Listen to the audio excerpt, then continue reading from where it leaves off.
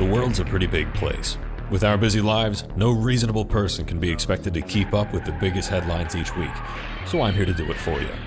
This is Tony Pearson coming to you on behalf of WHIP with this week's Big Picture. Starting things off today, we've got our national news. Now, as usual, we cannot talk about the news without talking about the election, so let's get that out of the way. Donald Trump caught a lot of flack this week when it was discovered that he had spent over $250,000 settling lawsuits for his businesses using, wait for it, money from his own charity.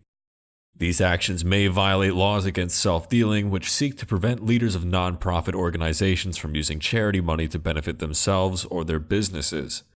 This comes at a time when Trump has also been receiving a lot of flack for blatantly lying during interviews and likely won't help with his image. All of that said, the Hillary campaign didn't make it through the week unscathed either.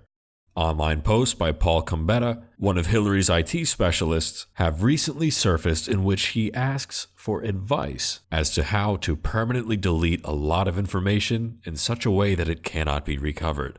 This occurred right before he used BleachBit, a program designed to thoroughly delete things to wipe Hillary's servers clean. All of this happened after a preservation request was made by the body investigating Clinton and her email scandal. Long story short, it really looks like evidence was knowingly destroyed prior to the investigation of Clinton, which certainly won't help with her less than trustworthy image in the eyes of many Americans. Finally, the U.S. government is at risk of a shutdown on September 30th if Congress cannot pass a spending measure to keep the government open. The conflict revolves around the age-old issue in American politics of parties, in this case the Republican Party, attaching unrelated riders to important bills in order to force them through. It's American political gridlock at its finest.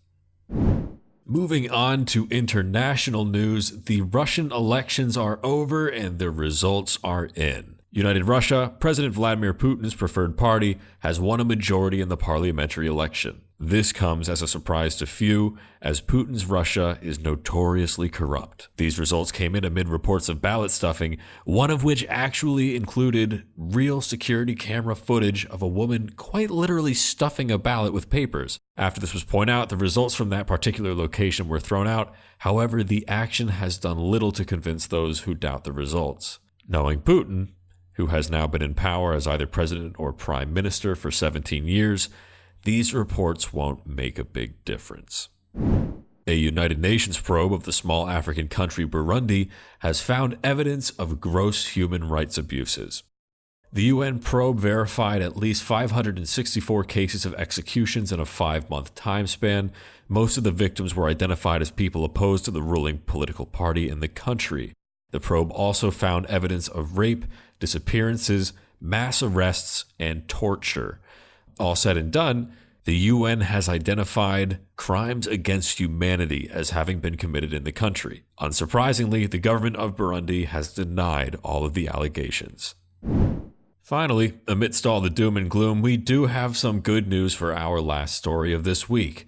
And it's actually huge good news. All 193 countries of the United Nations have signed a landmark declaration seeking to stamp out antibiotic-resistant infections. These superbugs are responsible for close to 1 million deaths each year and have been on the rise in the past century due to the improper use of antibiotics. All 193 countries now have 2 years before they must report back with a plan of action. This is huge news for humanity as a whole, as, to quote Dr. Margaret Chan, Director General of the World Health Organization, antimicrobial resistance poses a fundamental threat to human health, development, and security.